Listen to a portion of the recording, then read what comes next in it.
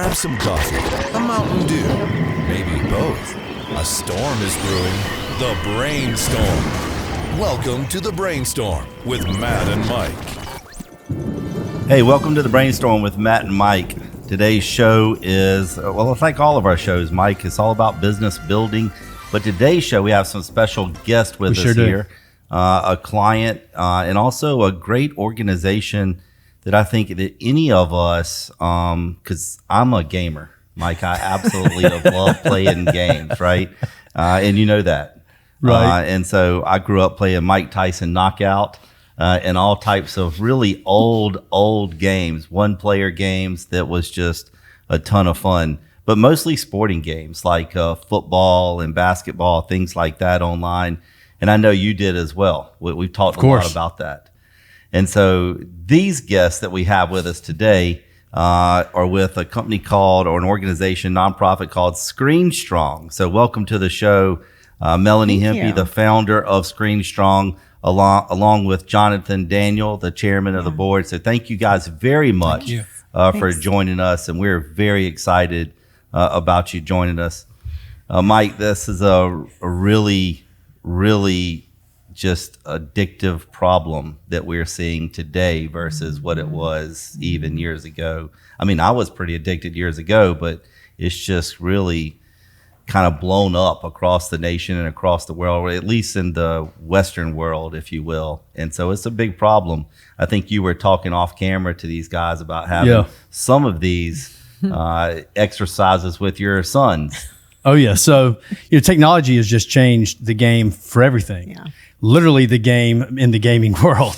And so now it's just so much more immersive, and kids today have access to technology at so much younger of an age. I mean, I think most kids today probably know how to operate an iPad before they know how to read. Yeah, absolutely. And it's amazing, right? And there's great things about having access to technology, but there's always a dark side to the positive as well. And I think we're going to talk a little bit about that, how we can protect our children more effectively and create some boundaries so that way we don't as parents or grandparents or aunts and uncles or teachers find ourselves dealing with bigger problems than we should have to deal with.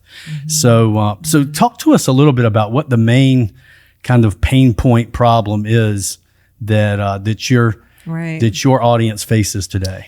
Well, I think you just nailed it. It's the games are very different today than they used to be. We're not playing Pac-Man anymore. Right. I love Pac-Man. We're not getting addicted to Pac-Man. And we used to send our kids, or even us, we'd go to the arcades with our quarters, right?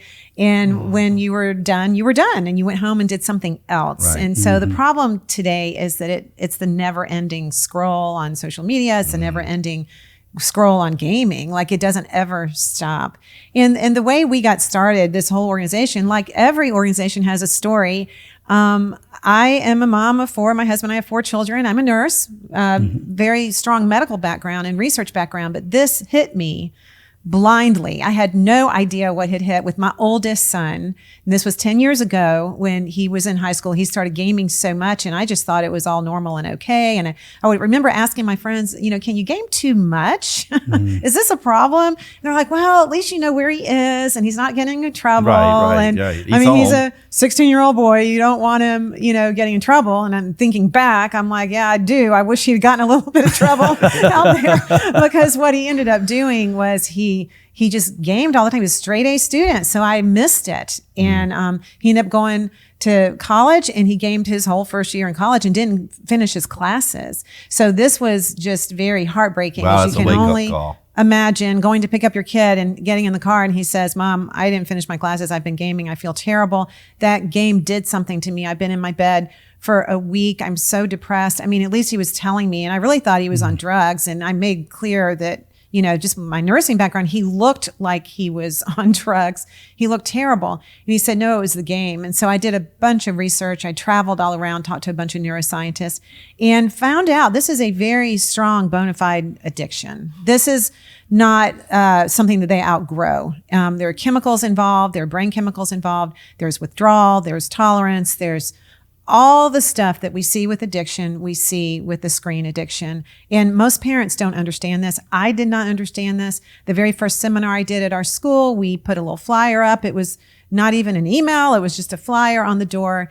And we had 125 people come to hear more about it. And this was 10 years ago. So the problem hit us from out of the blue, like many families today. And maybe even you guys sitting here.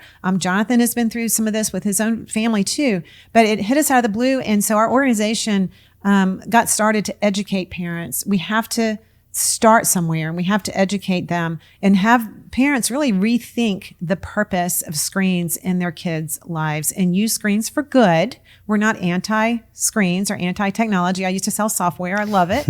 It's not about that, because I think you hear and you hear like these extremes of maybe groups that are all anti-screen. That's not what we are about, but we are about being very educated about what you're allowing your kids to do and using screens to build life skills and not just for pure entertainment all the time. What I really like about Screen Strong and what I found is you have an immense amount of resources from an education perspective, but then you also provide actual solutions. Yes. It's not just educate, and good luck, right? It's educate, and this is how we can help you solve the problem, right? Jonathan, how did when did you come in the picture, and what's some background story of why you came into the picture with Screen Strong?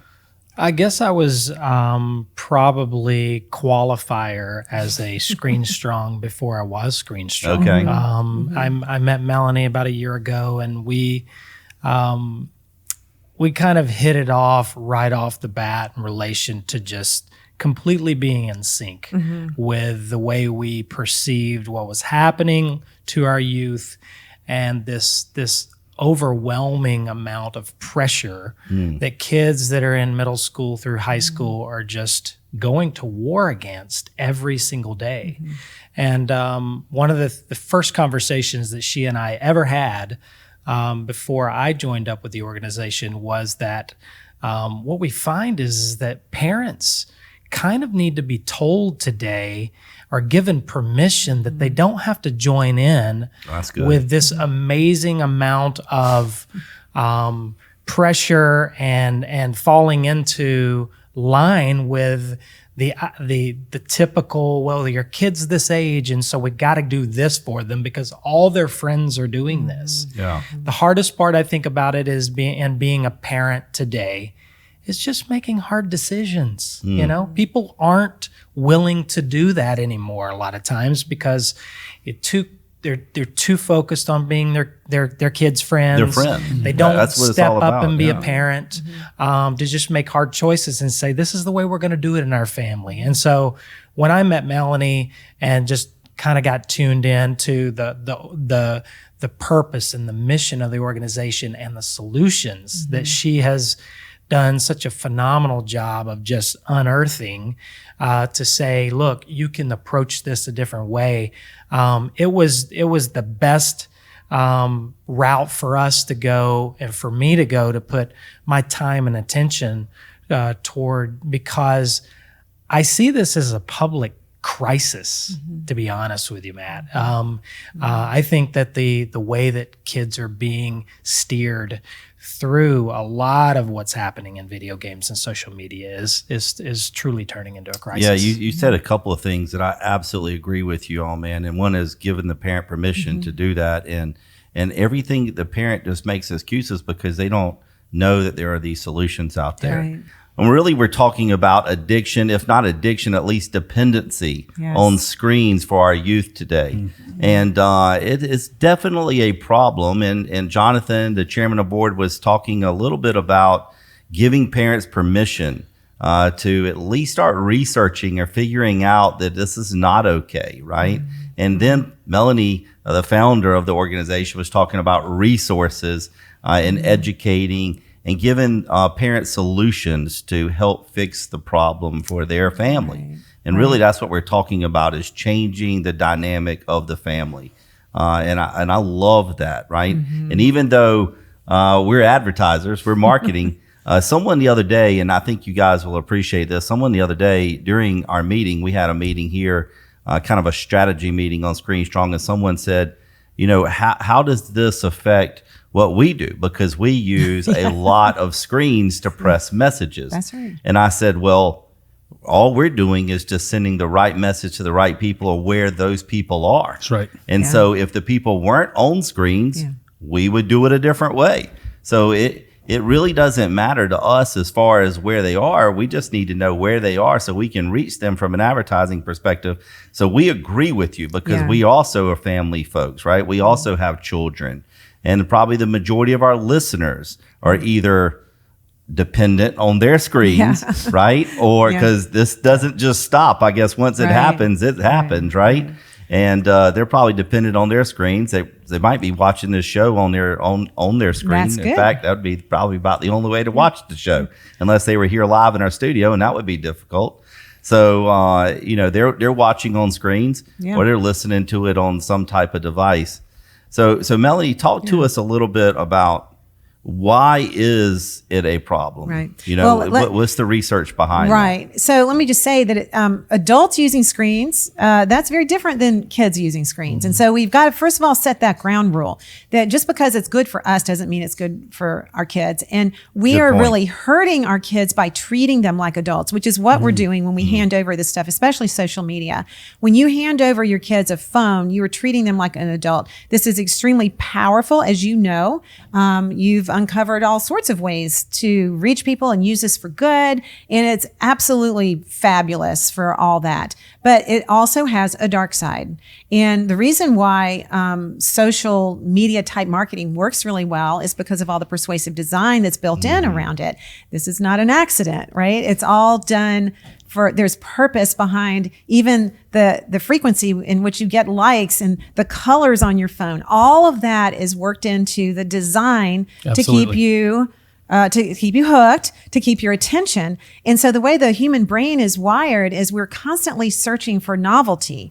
And novelty is something that we use as a survival mechanism, really, because it's like, oh, this is something new. Is this going to be good for me or bad for me? Or can I use it, to help me? And so all those things are really good. I want to make it really clear that we love that part of the technology world. However, when it is handed over to kids too young, it is very, very destructive. And our organization is just very fired up about helping parents understand the science, just to the point they don't have to understand all the science because, you have to go to school for years to understand all of it. But we break down the science so they can understand what's happening to their kids while they're using this adult tool and how it is bypassing their normal development that needs to happen. And they're literally skipping stages of development that at some point they're going to have to go back and fix. And, as adults, we know that we all end up in counseling over something that happened in our childhood, right? So childhood is very, very important.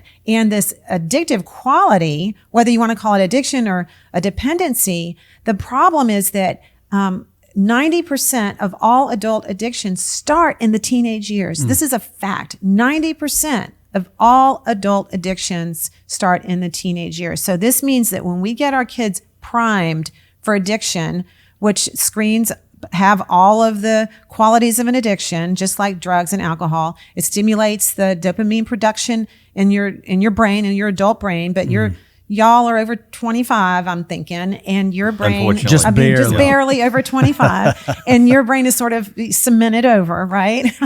But for kids, they have all of these neural pathways that haven't been developed yet. And so if that's the first thing they're going to do is to get those addictive sort of pathways developed, then you're in trouble down the road. And our organization is here to help parents really with everything I wish I had known as far as the warning signs and the red flags, things that were happening to my son that I had no idea. I just thought it was normal. I thought it was just normal behavior for a 16-year-old to sit in his room and play video games all day. I didn't understand what it was doing to his brain until we had the crash and the meltdown and the things that happened to him in school. So it's a physical problem. It's a mental problem. It's an emotional problem.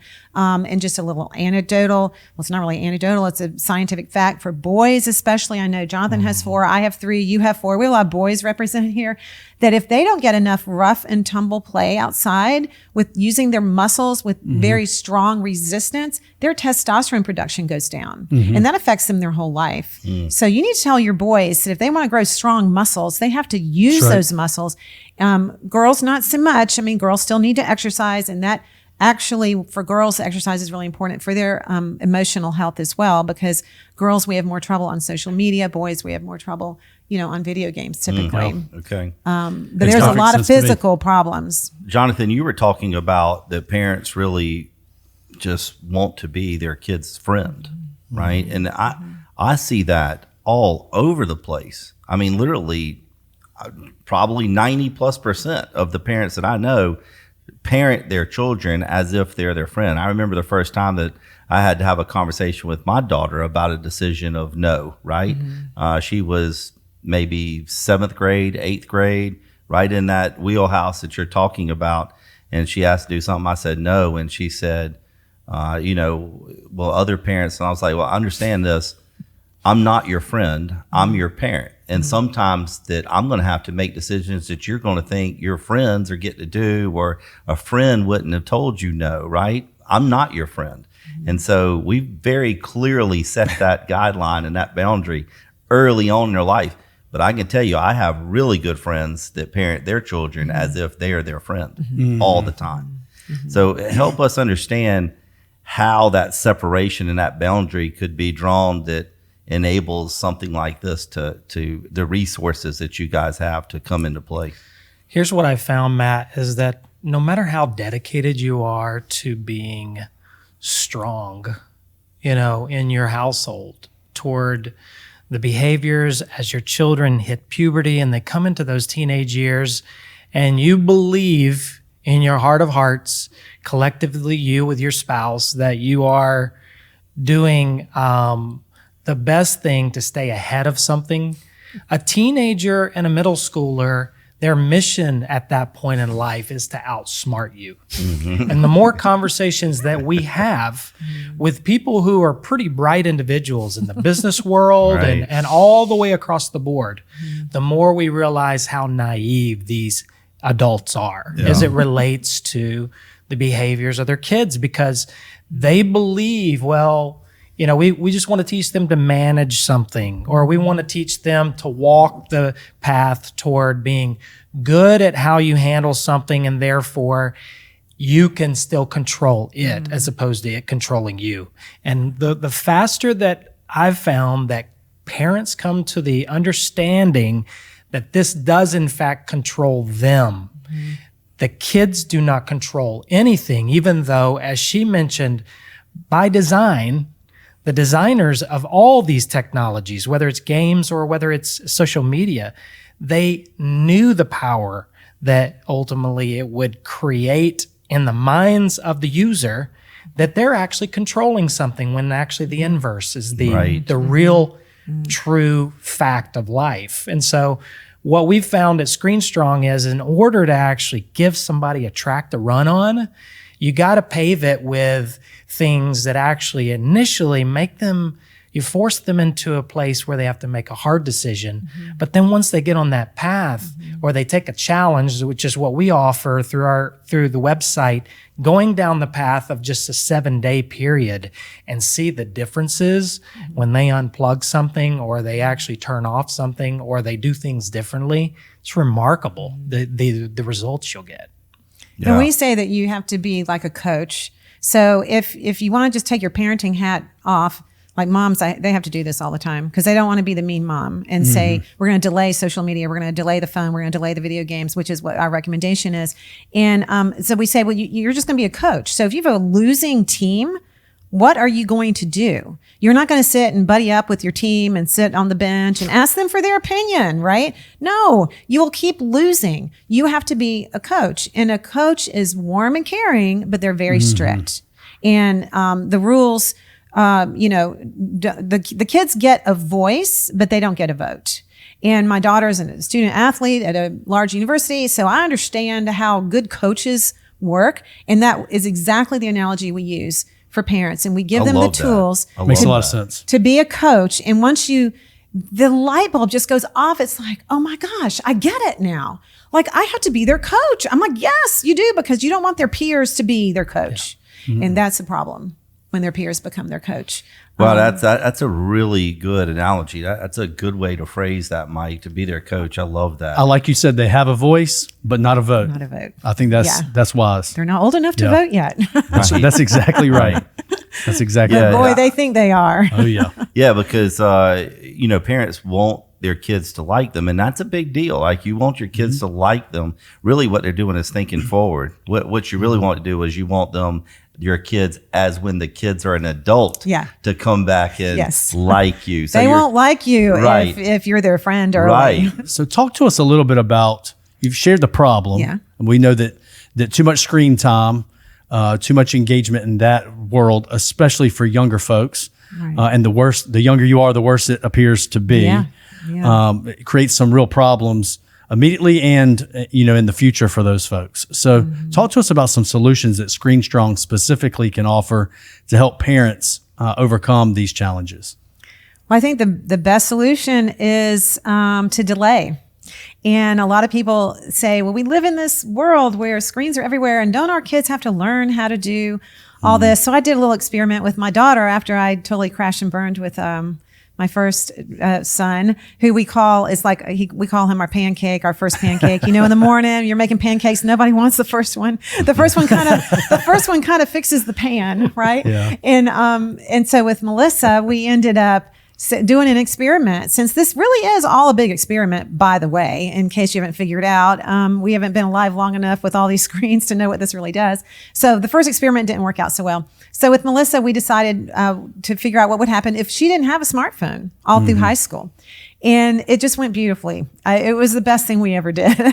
And as I talked to older parents at that time, they were all saying, Melanie, the worst thing we ever did was give our daughter a smartphone. The worst thing we ever did was give our son that video game at Christmas. It was the worst decision, and I never hear a parent say, oh, I wish my kids played more video games. I never hear that, to this day. And as I talk to seasoned parents who have kids that are in college and grown, that is their biggest regret. So I thought, well, I'm going to do it different with my younger two boys. So I did with Melissa, and she did great. She had a full athletic scholarship to a big D1 school. So obviously it worked. In fact, the recruiters, when she was being recruited, one of them actually got down on his knees and thanked her for not having social media, because they have to unrecruit kids all the time because of their social media, right? Because they're not adults yet and they're using it like a teenage brain.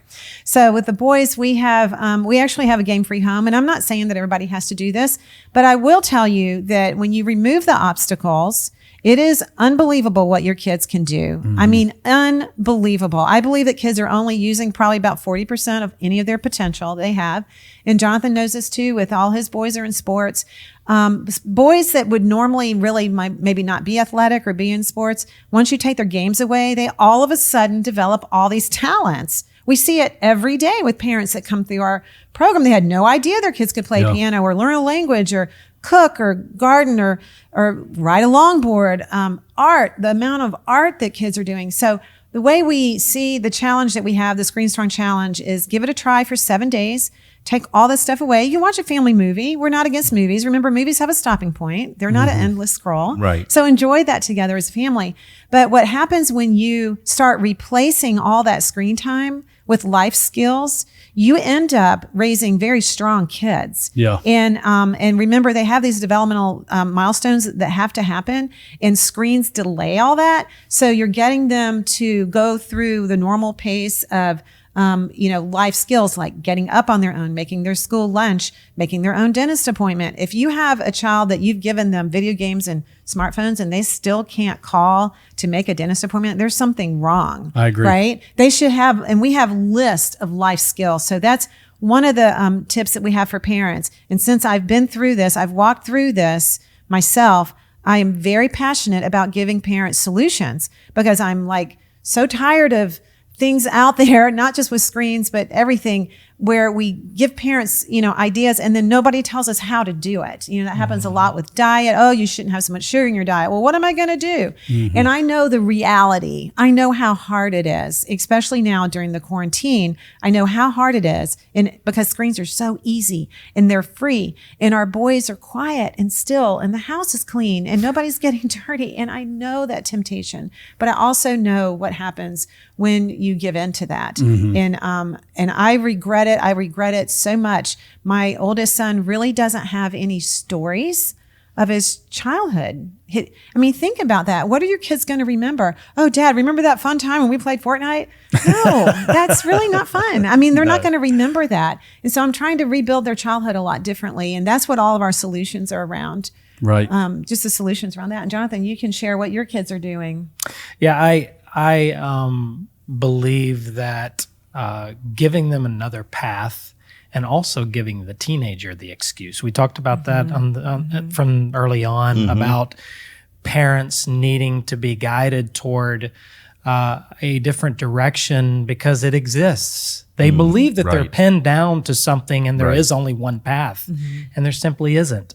Same way with teenagers. You know, if you show them the value of getting their hands dirty outside, getting their, going and engaging things that are really truly stimulating their brain to become ultimately good communicators and good leaders. What we're trying to do at Screen Strong is just like give them tools and give them also the arena of support so that you're also have a place where you can go, even if you're a family that feels like you're almost defeated by this. What we're trying to do is give people another avenue, another place of support, but also tools that they can embrace, bring into the family and say, we're going to do it a little differently and see the results. Because I believe one of the greatest, talking about business building, I personally believe the greatest gap in America right now is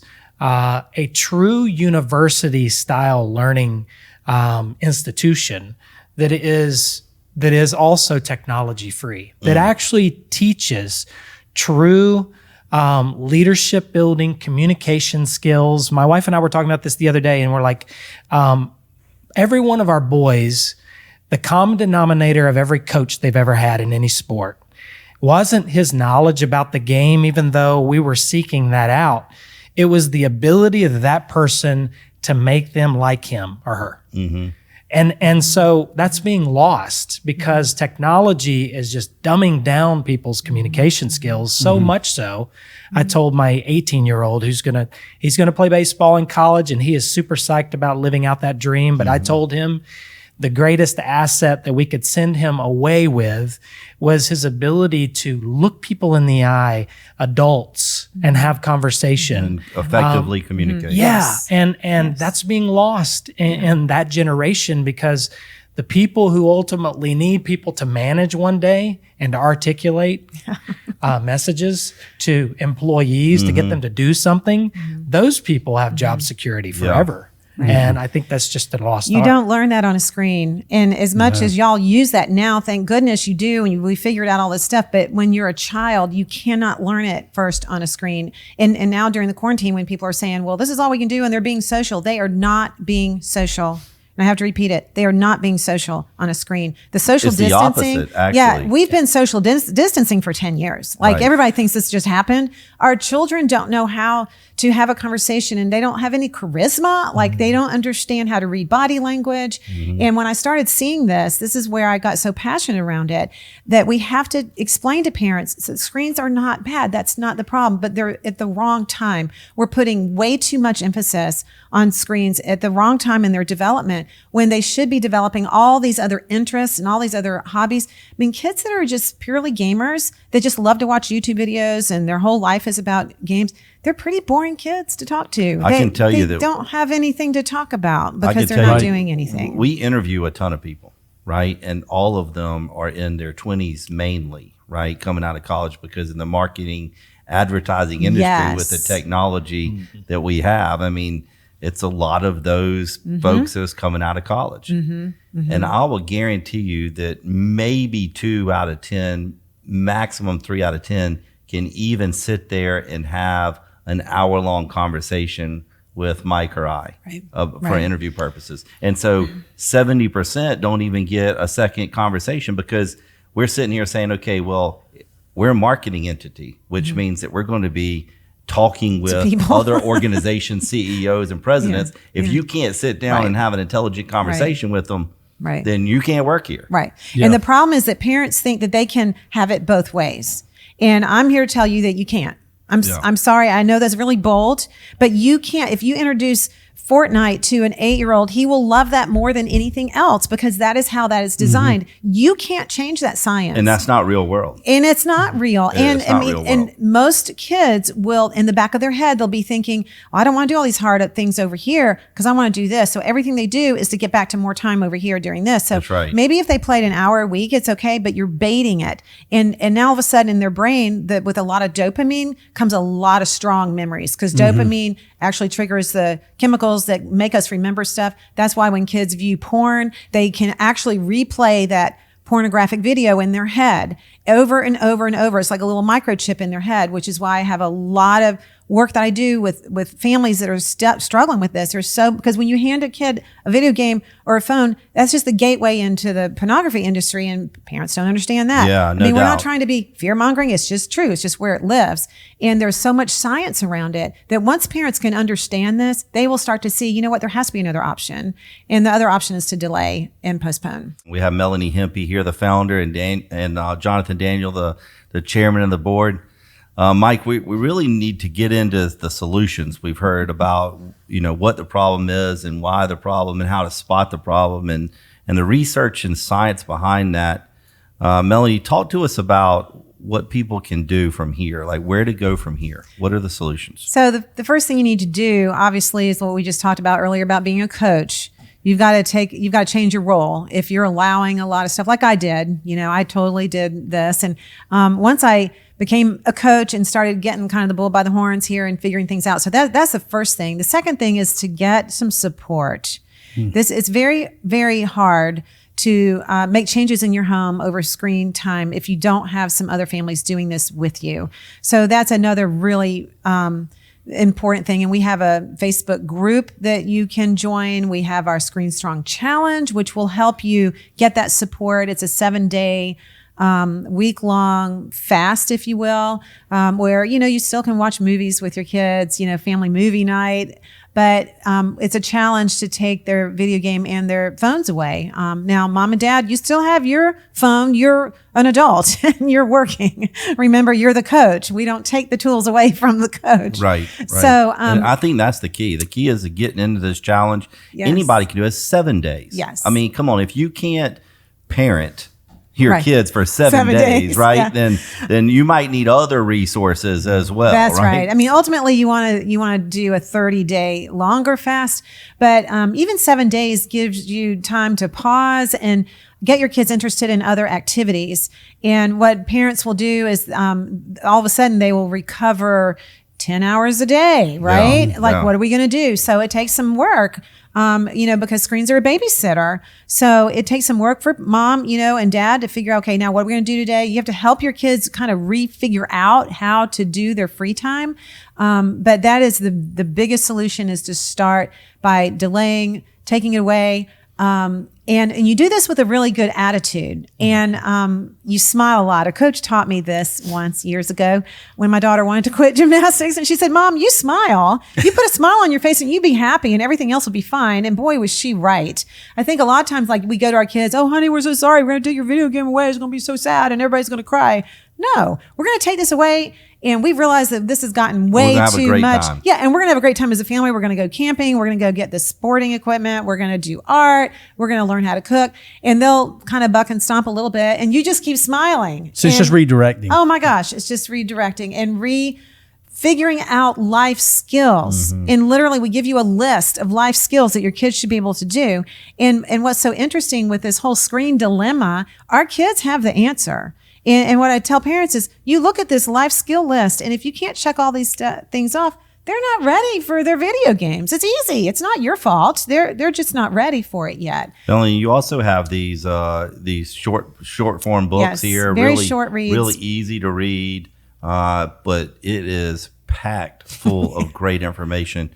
Talk to us about these books that you have. So the first one is about smartphones. And this is if you have a girl. I mean, boys too. We really don't believe that kids should have smartphones. And Jonathan and I, none of our kids have smartphones. They have phones, and it's a talk and text only phone where they can't get on the internet. that'll change your life right there. That just changes your life. The next one is about video games and Will Your Gamer Survive College? This one has all of the details around the warning signs and the red flags over what's going on now, maybe that you need to worry about and what's going to happen with your kid if you don't do anything about it. And then the third one is a Screen Strong solution. And this goes through the steps of backing out. If you're sort of halfway there or even all the way there, we always say that prevention is the best solution. So if your kids are little, please look over this stuff now. I wish we had not had to go through the experiment and really crash and burn. But I do tell Adam all the time that he really saved his siblings, and we thank him for that. And he now speaks to groups, and he is a very wonderful speaker on this whole topic of video game dependency and what it's like growing up as a teenager who really doesn't have any friends from those years. And you think your kids are building relationships, and they are not building relationships, and they are not building their social skills, and they're not building their family attachment, which is the most important mental health milestone that you have as a coach, as a parent coach. You have to attach to your kids. They have to have very strong, healthy attachments. I'm not talking about overprotective, crazy helicoptering. I'm not talking about that. I'm talking about being parent oriented and not peer oriented in your kids' lives. Well, and like you mentioned, your Facebook group, I really like having private Facebook groups, because what it does is it focuses in on the people who really need your solutions and resources versus just the general public who, join that. Asked to join that, and I personally answer the questions in there. Yeah, and, I mean, it's just great there's resources. A lot of sharing. I'm a member of that group, and I love seeing other people asking questions help other people is not asking the questions, right? And that's always the case. So that's great. The challenge, I'm telling you, in my opinion, that's the best way it's free. To get involved. But I can tell you, as you could see, Melanie created and founded Screen Strong specifically because she saw this live out in the real world in her own family.